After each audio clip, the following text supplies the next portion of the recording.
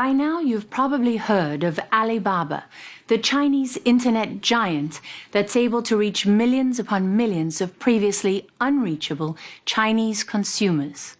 The company went public this month on the New York Stock Exchange and became one of the most valuable in the world. And Alibaba is just getting started. Everything about the Alibaba story is unconventional, beginning with its founder, Jack Ma, who gained global celebrity status these past 10 days, as his image became ubiquitous on business news channels and media outlets across America. We got to know Jack Ma before the onslaught, beginning over a year ago in China, where he talked with us about his relationship with the Chinese government and his unorthodox business philosophy, which surprisingly gives shareholders almost no say over how he runs the company. If you want to invest in us, we believe customer number one, employee number two, shareholder number three. If they don't want to buy it, that's fine. If they regret, they can sell us. In the U.S., the shareholder is usually first. Yeah, and I think they were wrong. The shareholder, good, I respect them, but they're the third, because if you take care of the customer, take care of the employees, shareholder will be taken care of. Ma's unconventional view didn't stop Wall Street from pouring $25 billion into his company, now listed on the New York Stock Exchange as Baba. It's an internet shopping behemoth, a collection of online marketplaces where buyers and sellers connect to do business. Most of the company's money comes from advertising and small transaction fees. On its most popular website, Taobao, users talk to each other, barter, and engage in a way that doesn't happen on American e-commerce websites.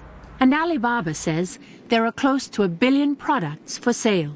If I'm buying a house, I can do everything from find an architect to buying doorknobs to furnishing the entire thing from start to finish. What else? You can buy anything, as long as legal. Anything. 5-6 years ago, you weren't even making a profit. In fact, in 2002, you made $1 in profit. And today you make how much? Billions. Billions of dollars. It's now the biggest e-commerce firm in the world, dwarfing the combined sales of Amazon and eBay. And Alibaba has helped create hundreds of millions of internet consumers, a whole new social class in communist China, people who never had access to modern commerce before Jack Ma came along. And now you have 500 million registered users. Yes.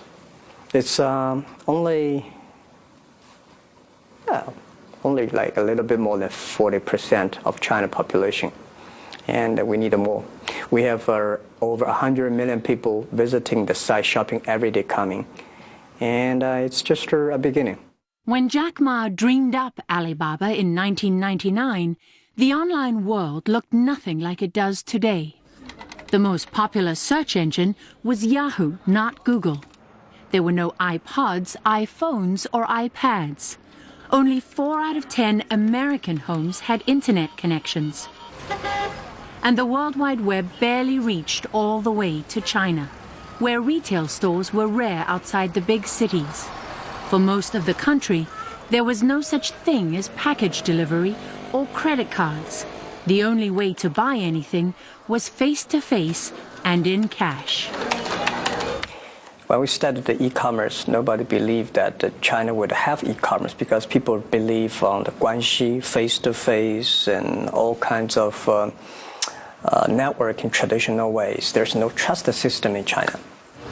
He had to overcome centuries of tradition by showing Chinese buyers and sellers that they could trust Alibaba with their money in this new virtual world. He did it by guaranteeing the transactions and creating his own payment system, an escrow account where Alibaba holds the buyer's money until the goods are delivered. Every day we finish more than 30 million transactions. And that means that you are buying things from somebody you have never seen. You are giving products to the person you have never met. And there are some guys you never know that he's going to take your products to that place, to that person. I want to tell the people that the trust is there. Because it's all about trust. It's all about the trust. Now anyone, rich or poor, with access to the internet and something to sell, can connect with hundreds of millions of potential customers on one of Ma's websites. Ordinary people in China who never had a way to do business with each other before today have a stake in the online world. That idea was revolutionary. It created millions of jobs and made Jack Ma a hero to millions of Chinese. This is your old stomping ground, right? Yep. We met Jack Ma in Hangzhou, an ancient city in southeastern China, famous for its beauty. This is where he grew up poor in the 1960s, during the chaos of Mao Zedong's Cultural Revolution, when the country was cut off from the West. Then in 1972, Richard Nixon came to his hometown. It was the first visit by a U.S. president to communist China, and the city became a mecca for foreign tourists. Through them, 12-year-old Jack got his first glimpse of a world beyond China. The name Jack was given by an American tourist. He told us how he taught himself English, walking up to foreigners and offering free tours in exchange for free lessons. Unlike many successful Chinese entrepreneurs, Jack Ma never studied in the U.S. He also had no status, money, or connections.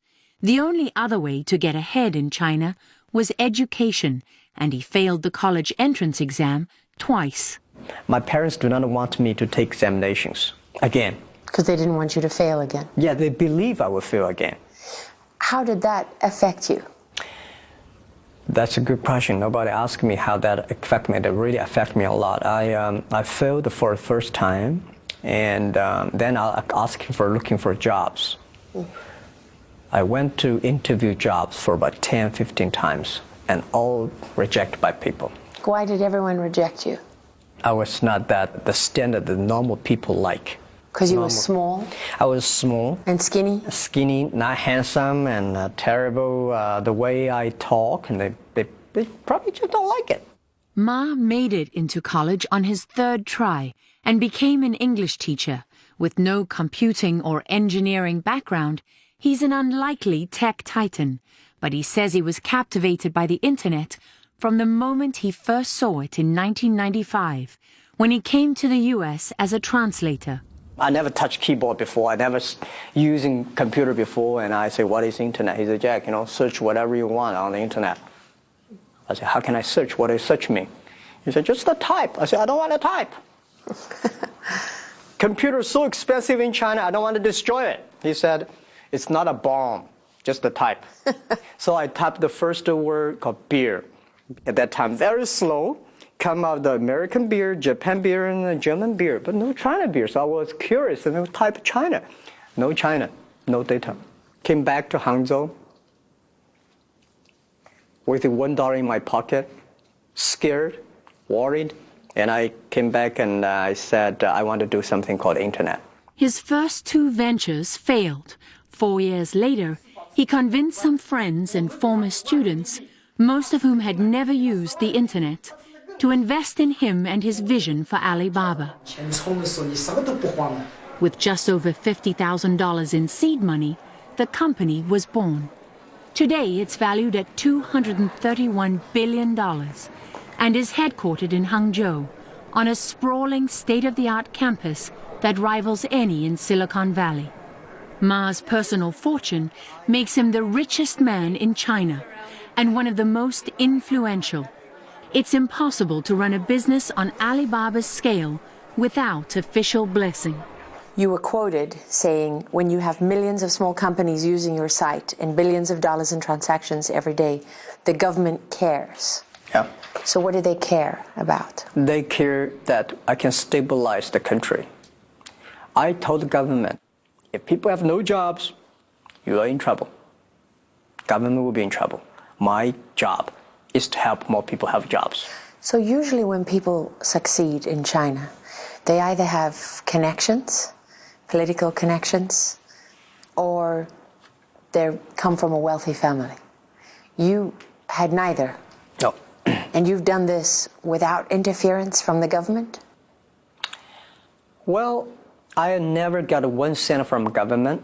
I never get 1 cent from China banks. So I'm very independent. That was true when Alibaba began, and most of its capital still comes from abroad. But more recently, some of its smaller investors have included institutions with ties to China's ruling elite. Alibaba has also benefited from Chinese government policies that make it difficult for foreign competitors to operate there. Ma explained how he walks a fine line with Beijing. I have a very strict talk to my team. So never ever do business with government. Love them, don't marry them. So we never do projects for government. If they come to us and say, Jack, can you help with this? Good, I will introduce friends to you who are interested in doing that. Or if you wanted me to do it, I do it free for you. Just one, next time don't come to me again. So because of that, we keep very good love relationship with the government. When we pressed Ma, he acknowledged there are times he has to bow to Chinese authorities, though he was surprisingly frank about a subject that's also sensitive among U.S. internet companies, including Google, Facebook, and Yahoo. You gather more information on Chinese citizens than anyone else in the country. You mean me? Yes. Yeah. So when the Chinese government comes knocking on your door, asking for that information, how do you handle that? What do you do? Okay. We have a very strict process working with the government. If they want to do it, it's related with the national security, we work together. Any country, any citizen, anywhere, you have to work. I believe Google has to do. If it's the national security of the USA, Facebook has to do it, Alibaba will definitely have to do it. What worries some investors is the possibility that China could take control of the company and all of its assets at any time. And then there's Alibaba's unusual corporate structure, which puts all the power in the hands of Jack Ma and a small group of insiders. First of all, I want you to put on this. But there's another side of him that's little known outside of China, where he's a celebrity.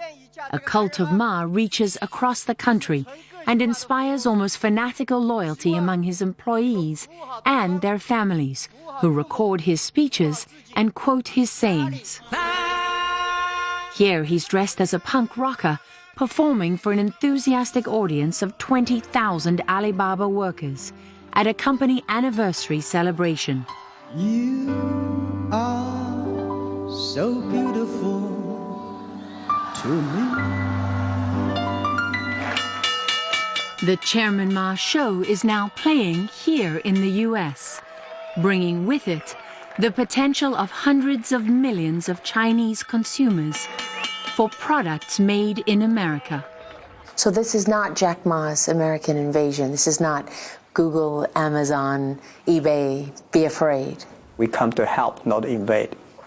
For example, bring the US small business come to China.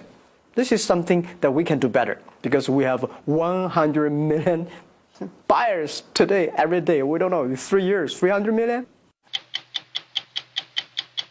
We started giving loans to small business. Within 20 months, we have already given loans to over 260,000 small business. Average company only get a $5,000 US. So you gave 260,000 loans in 20 months? Yeah, 20 months. I don't want to give a big loan. We just give small, medium size. $8,000 is the limit. And your default rate on those loans is less than 1%. 1%. That's 0.9.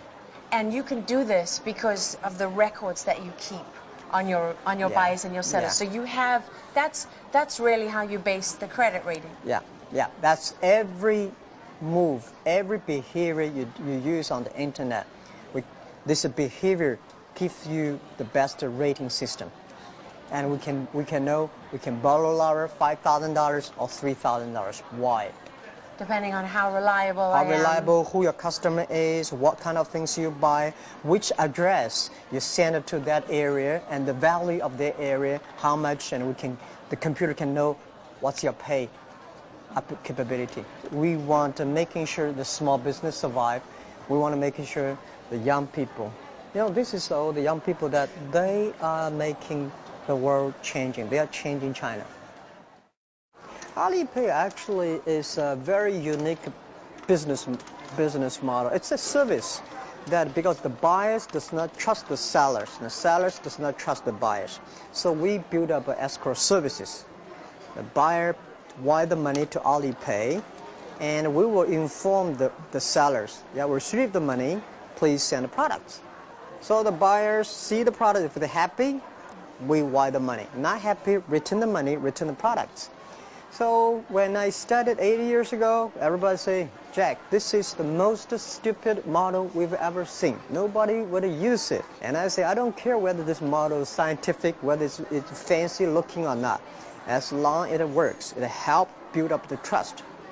Today, we have more than 900 million registered accounts. On Alipay? Alipay. Almost every young people on the street, you see people using Alipay. Is counterfeiting and fake goods, is that one of the biggest problems that you have to deal with? One of the biggest threats to what you do? Yeah, this is the cancer of our business. If you don't control it, it's going to everywhere. And they lose trust. They lose trust of our side. And every day if you hear people about intellectual problems and problems, you got angry. So I told the team, and this is the cancer. If we do not solve the problem, we'll be killed. But we are just a website operator. Laura, if you sell fake products on the site, we find out and say, what can we do? We cannot arrest you. We cannot put you in the prison. What we can do is close your shops. 2 years ago, we have a big problem. A lot of people came to demonstrate in front of our office. They burned my pictures. They put me in coffin and had a big demonstration in Hong Kong. But we are just a company. We don't have a police. We don't have a military. We don't have a prison. We don't have a judge. Are you happy with where you are now, or is it still too easy to get fake products off? We are making progress. We are the doctors that are helping to cure the cancer. But the cancer is so aggressive. If you kill the doctor, the cancer is still there. You buy one fake product, you are angry.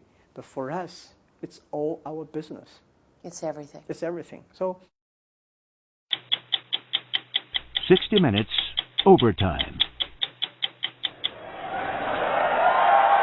Our story is about Jack Ma, who's the founder of Alibaba, which just made history with the biggest public offering of its stock, and Wall Street had never seen anything quite like it.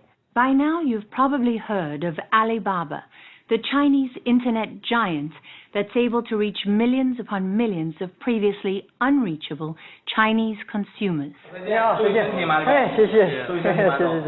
We were fortunate at 60 Minutes to actually spend more time with Jack Ma. Yeah, thank you for coming. He said than any other journalists ever. Hi, Howard. How are you? I'm Howard Rosenberg, producer for 60 Minutes. My team laugh at me because I love to tell everyone that his longest interview before he sat down with us was 12 minutes with The Economist. And he sat down with me in interviews for 8 hours. Cheers. Yeah. People always ask me, Jack, Jesus, how could you make this company for 14 years that quick? We worked damn hard in 14 years. After spending time with Jack Ma, do you think there's a difference between the American dream and the Chinese dream? What is the American dream, really? It's freedom. It's the freedom to be something and be someone and make something of your life beyond the circumstances into which you're born. And in China, as Jack Ma very eloquently says, you know, if you didn't have someone who was politically connected, or you didn't have money, or you weren't born into that, you had no hope.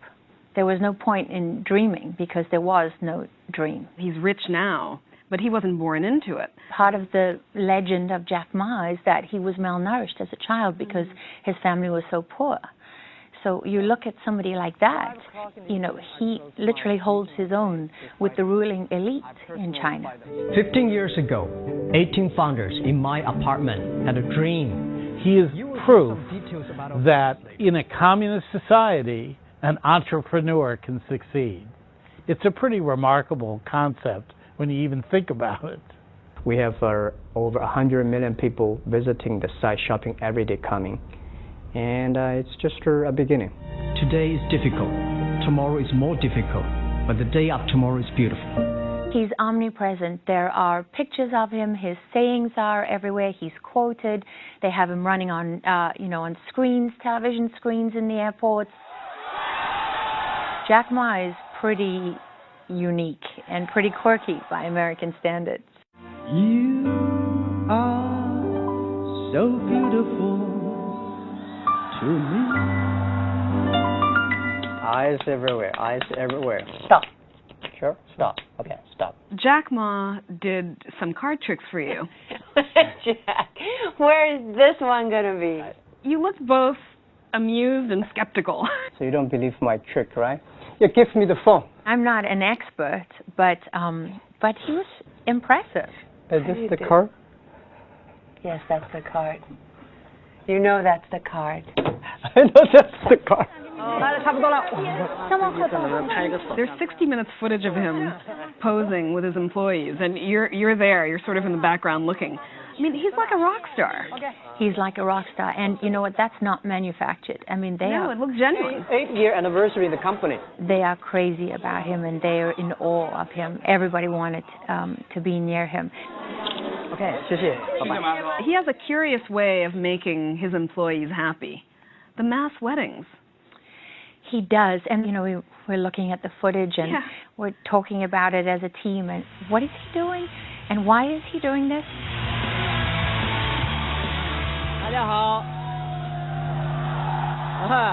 At first, when I heard about the mass weddings, I thought, well, that sounds a bit cultish.